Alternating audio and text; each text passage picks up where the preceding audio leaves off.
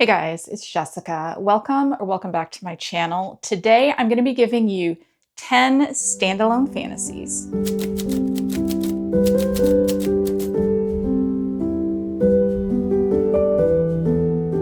Series fatigue is real, you guys. I definitely feel that. Sometimes I just don't want to start a book that's going to commit me to reading 6 more books after that. So this list is for you if you are a fantasy fan who finds it difficult to always come up with a standalone to read next. So these are 10 books that I have read and would absolutely recommend. I have divided them into categories. We have everything from fairy tale inspired stories to literary fantasy to a little bit of dark academia fantasy, and a couple of books that are just epic and weird. So let's go ahead and get started. And the first category that I have for you is going to be fairy tale inspired fantasy. These aren't all books that are inspired by an actual fairy tale, but they are books that feel like fairy tales to me. And we are going to start out with one that is in fact inspired by an actual fairy tale, and that is A Sorceress Comes to Call by T. Kingfisher. And I will be honest, I could have chosen almost any of T. Kingfisher's books because she has many fantasy standalones. If you have not read one of her books before, I think A Sorceress Comes to Call is a pretty good one to start with. It is a story that is, I will say, inspired by The Goose Girl. If you don't know the story of The Goose Girl, you can go read it, but you will not be spoiling yourself on this story because this story is only, I would say, kind of like loosely inspired by The Goose Girl. But it does have a very fairy tale feel. Our main character is named Cordelia, and she has always known there is something, shall we say, a little bit strange about her mother. Her mother is a sorceress, and she frequently kind of just takes control of Cordelia and forces Cordelia to do her will. She controls her body. She controls what she says. It's pretty dark. So the only real escape that she has is the time that she spends with the beautiful white horse that they own named Falada. So this is obviously not a great state of affairs. And one day her mother comes home and announces that she has found a rich man that she's going to marry, although perhaps he does not know it yet. And so they go off to his house and they meet his family and all of his friends. And a lot of things develop from there. T. Kingfisher has a style that is somehow both very dark and very funny at the same time. Also greatly appreciated is the fact that she doesn't pigeonhole any of her characters. None of them are stereotypes. Particularly, she's really great at writing older female characters. There is an older female character in this book who is absolutely fantastic. I will caution you that this book does have some kind of depictions of gore and things like that. So if you're sensitive to that, this might not be the one for you. But in spite of that, I would still call this a cozy good time, and I would highly recommend it. So it is going to be number 1 on my list. The next fairy tale book that I'm going to recommend is definitely not inspired by a traditional fairy tale, but it is kind of inspired by what I would consider to be a modern fairy tale, The Princess Bride. And the book I'm going to recommend is Tress of the Emerald Sea by Brandon Sanderson. Now, I know there are going to be people who are going to tell me that this is not a standalone because it does exist within the Cosmere, which is Brandon Sanderson's work for the wider universe and world that a lot of his books take place in. But I will tell you that although if you know the Cosmere, there are Easter eggs and things like that within this book for you, it is 100% not necessary to have read any of the other books or to read any of the other books after you read this one because it functions as a standalone in its own world with its own characters, and it is absolutely fantastic. It may be my favorite Brandon Sanderson book, and it's the one that I would always recommend to people who are starting out, particularly if you don't have a lot of experience in epic fantasy. I wouldn't say that you should start with the Stormlight Archive. That's what I did because I like to do things the hard way. But I wouldn't recommend that if you're just starting out. This would be the one that I would recommend to get an idea of his style. In this story, we are following Tress. She is a young girl who has a love that she thought was lost to her, but she finds out he is being held by an evil sorceress or something like that. And so she sets off on a journey to try to rescue him. And there's a lot of really interesting things in this story. One of the things that I think is the most interesting is the concept of the seas. The seas in this book, they're not filled with water. They are filled with spores. So she sets out on the Emerald Sea And the Emerald Sea is filled with green spores, and spores are very dangerous. So we sail around in boats, but you have to be very careful that you do not touch any spores or bad things will happen. And she somehow ends up on this ship full of unlikely friends, and they form an amazing found family, which you will know I'm a sucker for a found family. And it's just very, very cute. One thing to always be aware of with Brandon Sanderson is that he tells a lot of jokes, and you may or may not think they are funny, and that is definitely evident here. But as I said, if you are looking to be introduced to Sanderson, this is probably where I would start. I also think that it's really sweet, the story that he wrote this as a present for his wife and then ended up deciding to publish it because they'd all watched The Princess Bride so much, but she wanted to see a story where the princess saved herself. And that is very much what this is. Tress is an amazing character. I had a fantastic time with this. This is one of his secret project books that he wrote during the COVID quarantine in 2020. And I don't know. I just really enjoyed it, and it is a standalone that I would definitely recommend. The next book that I have is very deeply inspired by actual fairy tales, and that is This Princess Kills Monsters by Herman, which has a super amazing cover that I will show you a little bit more closely. This is inspired by many fairy tales. Our main character is Melilot, and she is a princess, a stepdaughter, and of kind of a wicked stepmother. She thinks she's wicked anyway. And she finds herself engaged by her stepmother to the king of a neighboring kingdom who she's never met. So in Melilot's kingdom, fairy tales are real. All of the things that happen in fairy tales, breaking your finger on a spinning wheel and falling asleep for 1,000 years, that's real. That could totally happen. Spinning wheels, super dangerous. It's all very tongue-in-cheek, but it's also played very seriously. This, again, is also another book that I find to be super funny. And as the other two books that I have mentioned in this category, it's also very interested in turning fairy tale tropes on its head. So she sets off to meet her future husband, who she's never met, and she finds herself accosted by a giant spider monster in the woods on her way there. And she is rescued by these 12 mysterious huntsmen who look exactly the same. They rescue her, they take her to the castle, and she finds that there is some very, very strange stuff going on in this kingdom. And of course, she's going to set out to solve the mystery and kind of rescue everyone. And it's a great book. It does have the kind of loose retelling of the 12 Huntsmen story, if you know that one. I did not before I had read this book, but it does a good job of that. I think it has an interesting twist on it. I just really enjoyed it. I would definitely read more books by this author. This book came out just a couple months ago. I haven't seen a lot about it on booktube yet, and I do believe that this is the kind of book that if people read it will be super popular. It's just really charming and funny and kind of heartwarming, a little bit of found family. There is a romance. It has some really, really great queer representation that I really enjoyed. I don't know.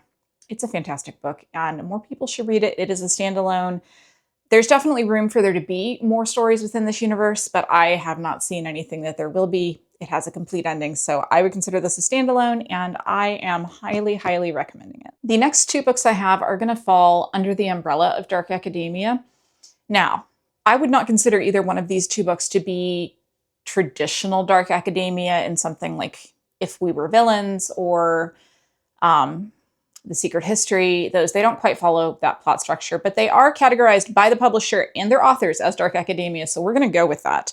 And the first one is one that I'm sure you have seen people reading. That is Blood Over Brighthaven by M.L. Wang.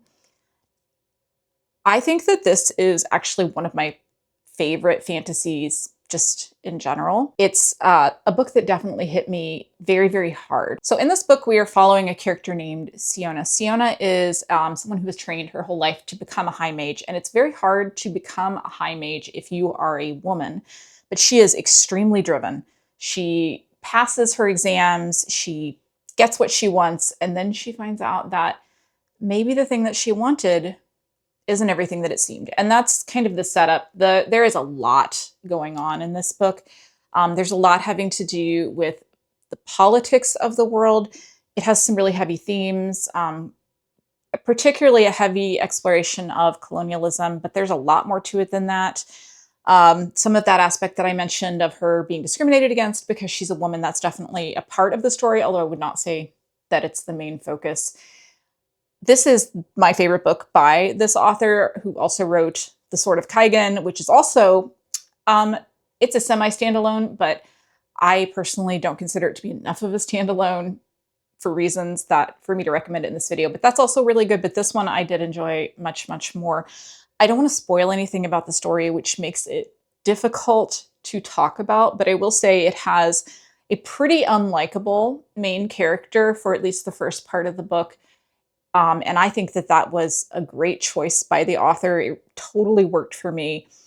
And it doesn't always work for me. I just really, really enjoyed this. And it is a fully realized world, a fully complete story within this one volume. I think it's about 500 pages. So not the shortest book, but not the longest book either. And it's just one of my favorites. I just absolutely enjoyed it. Really unique magic system, really great characters, and just the imaginativeness of the world building just really blew me away. And this is one that I would really recommend. And again, it does take place within this academy, within this place where we have the mages who are studying, and that's where you get the dark academia aspect. The author does refer to it that way, but again, it doesn't follow the traditional story beats of a dark academia, so it's more like a fantasy that's set in an academic setting, is what I would say, but it's very, very good. The other dark academia book I'm going to recommend is going to be a surprise to no one who watches my channel. It is The Incandescent by Emily Tesh. This is a book that came out earlier this year. It was a 5-star read for me. In it, we are following Safi. Safi is kind of the, kind of like, she's not the headmaster, but kind of like the head of this magical school. She spends a lot of her time making sure that magical teenagers do not summon demons that they are not ready to summon and do things to blow up the school, which you can imagine, if you've ever met a teenager, is probably a lot of work. This is very different from the other book that I have read from this author, which is Some Desperate Glory, which is a space opera, a dystopian space opera. And this is, I would say it's kind of like cozy and dark academia at the same time. It has an aspect of being kind of like a slice of life story, and in that we are following Safi during the school year as she has like these little rivalries with other teachers, as she goes through the terms and tries to teach very specific students how to do things. It does have a darker and larger story that will become apparent as you come through the book. But I would say that if you are attracted to the idea of a magical school, and you like the idea of following the teachers at the magical school, and you like some humor in your fantasy, because this book is very, very funny, this is kind of like a no-brainer. This is one of the best books that I've read this year. I have just not stopped thinking about it. I think Emily Tesh is amazing. I love her, and I love that she can write in all these different styles. But if you like the idea, like I said, of that kind of flipped on its head sort of magical school thing, then I think that this is a book you would love. In fact, I think this is a book a lot of people would love. It's been getting a lot of buzz online, but it is an amazing standalone, and I definitely think it would be a good choice if you're not in the mood to start a series. Next, we have literary fantasy. So these are books that are going to sit maybe a little bit more high on the literary spectrum. They have prose that is a little bit more flowery, or themes that are a little bit more intense. It's kind of a hard thing to categorize, but I really love literary fantasy and sci-fi, so these are books that I definitely really enjoy. And the first one I'm going to give you is Circe by Madeline Miller. I could have also chosen Song of Achilles by the same author, because they're both really excellent, but I chose Circe because I think that Circe is going to be more appealing to more people, if that makes sense. It's her second book, and I do believe that her writing got even better in between the two stories. So we are following the story of Circe, who you may know from Greek mythology. She is the daughter of a god, and she finds herself banished. We do meet a lot of characters in this book that you will recognize from other stories. We meet Daedalus, we meet Medea, and most notably, we meet Odysseus, which you will know if you've read other Greek things. And the portrayal of all those characters is really different from the portrayal I think we see in other in other works, but we are very, very focused on Circe herself, who I think it's the idea of turning someone who perhaps was a little bit cartoonishly villainous into something very different. She is a witch. There is magic involved in this. It's very, very mythic and just really cool. And Madeline Miller has some of the most beautiful prose, I think, that I have read in any fantasy. And this one is just, I think it's just really special. It's not for everyone.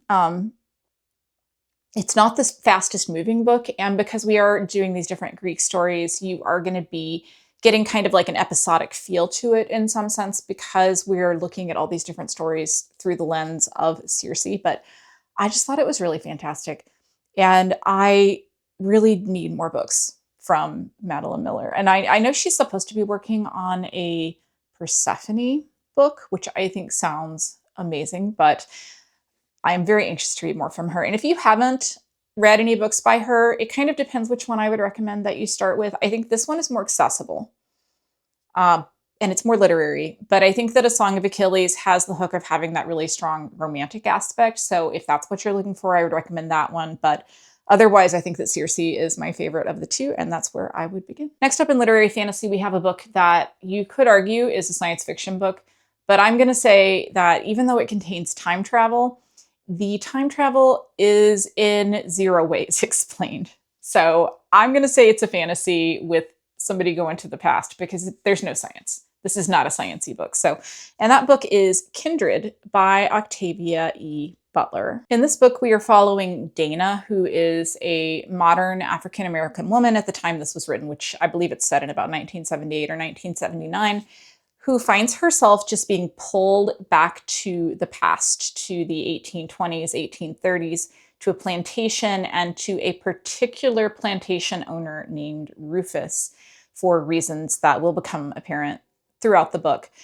And it uses that lens to ask a lot of really intriguing questions, questions about what you would do, you being the reader, if you were placed into this situation. How would you react in this society that is so unequal? Because we would all like to say that we would stand up and be strong and change the system, but one person is one person, and that can be very difficult. And that's one of the major themes within this book. I think reading it from that lens is so fascinating.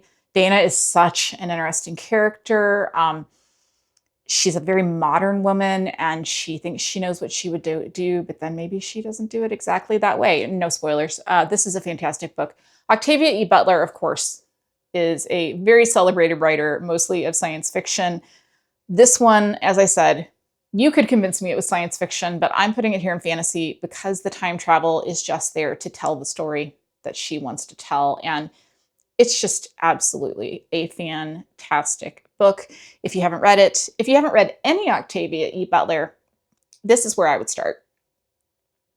I think a lot of people recommend The Parable of the Sower, which is also a great book, but I do think it is a duology. So you be committing to two books. And also, I think it is a little bit more difficult to get into than this. This is very straightforward.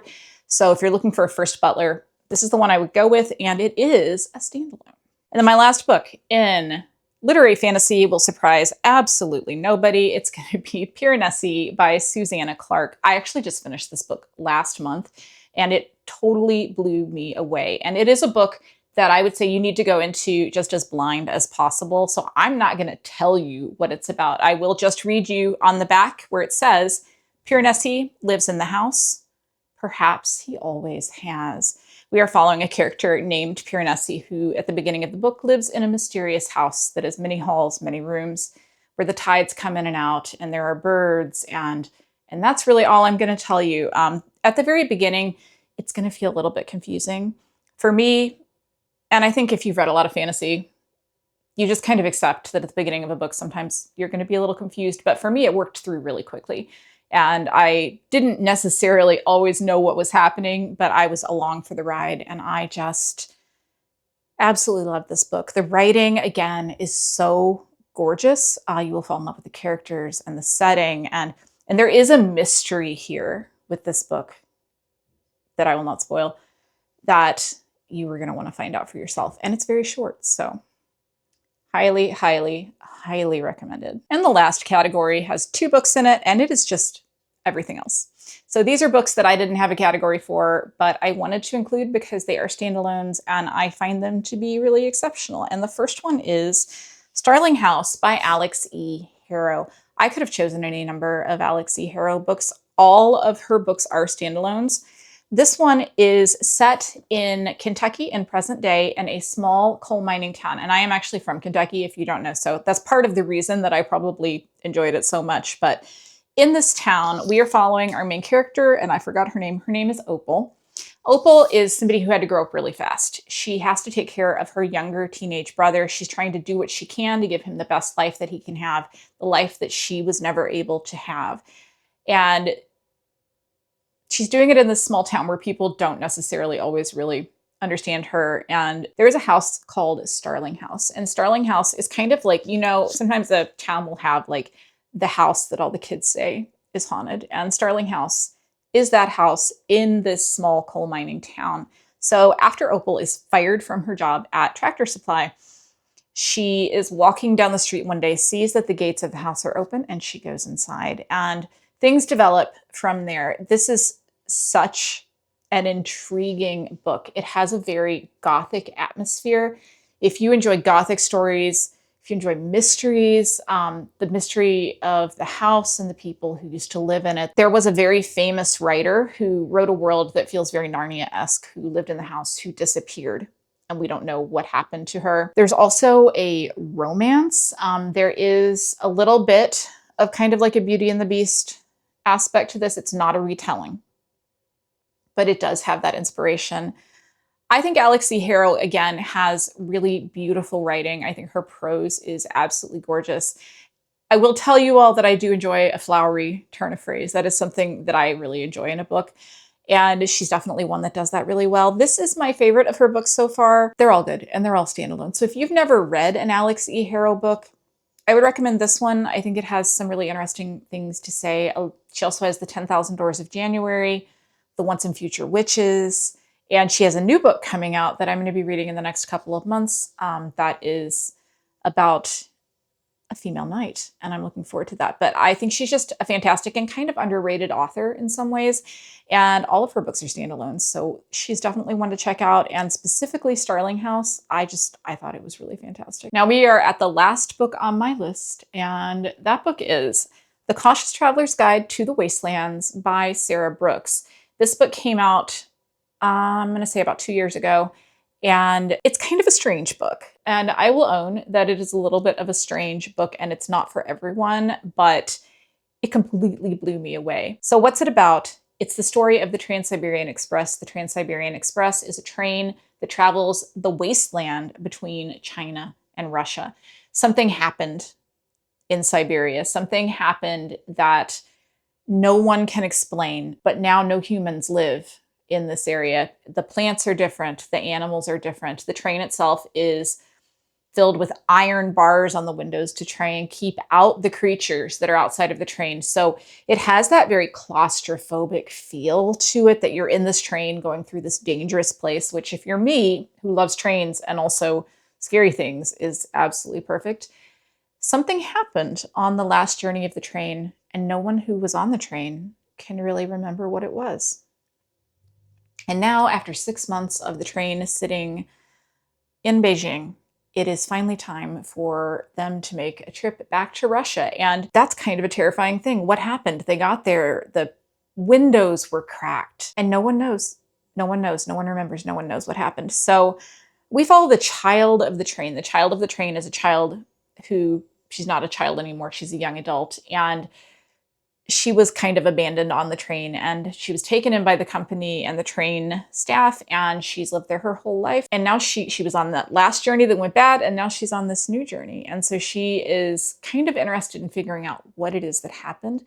We also have the train passengers, several of whom have an agenda, a secret agenda that they are not talking about as they make this journey that they have waited 6 months to be able to make. So you have the aspect of the mystery of what happened to the train, the mystery of why these passengers are here, the mystery of what happened in the Wasteland. So those are all things that are going to be explored, but I would say this is a very atmosphere-heavy book. The descriptive language is really beautiful, particularly of the train, but also of everything outside of the train. It's not a mystery in the sense that you're going to be able to solve the mystery. So I wouldn't go into it thinking that this is some kind of a fantasy mystery, because I don't really think that it is. I would put it a lot closer to something like The Night Circus, an Erin Morgenstern book, where you have a lot more, it's more about kind of the descriptiveness of the place where you are and kind of vibes over plot a little bit, but there is a lot of plot here. So I wouldn't say it is without plot. The characters are not necessarily the strong point of the book, but the descriptive language is. And I don't know, it's weird. It's just a weird book. And I absolutely loved it. And I'm obsessed with the cover because this is my favorite color. And I do like to try to recommend it as much as I can because I feel like there is an audience for this book. And I highly recommend it. So there you have it, 10 fantasy standalones that you can read when you are tired of starting yet another series. Please leave me a comment and let me know what your favorite standalone is, or if you have a standalone that you'd recommend to me based on my taste. I would love that because I need to stop starting so many series all the time and read some standalones. So leave me a comment and let me know. Or if you're feeling quiet today, go ahead and leave me the train emoji in honor of The Cautious Traveler's Guide to the Wastelands. If you're new here and you liked this video, please consider subscribing and sticking around. I do these lists on a pretty regular basis, and I would love to have you here. And with that, I hope that you have a fantastic day. I will see you in the next video. Goodbye.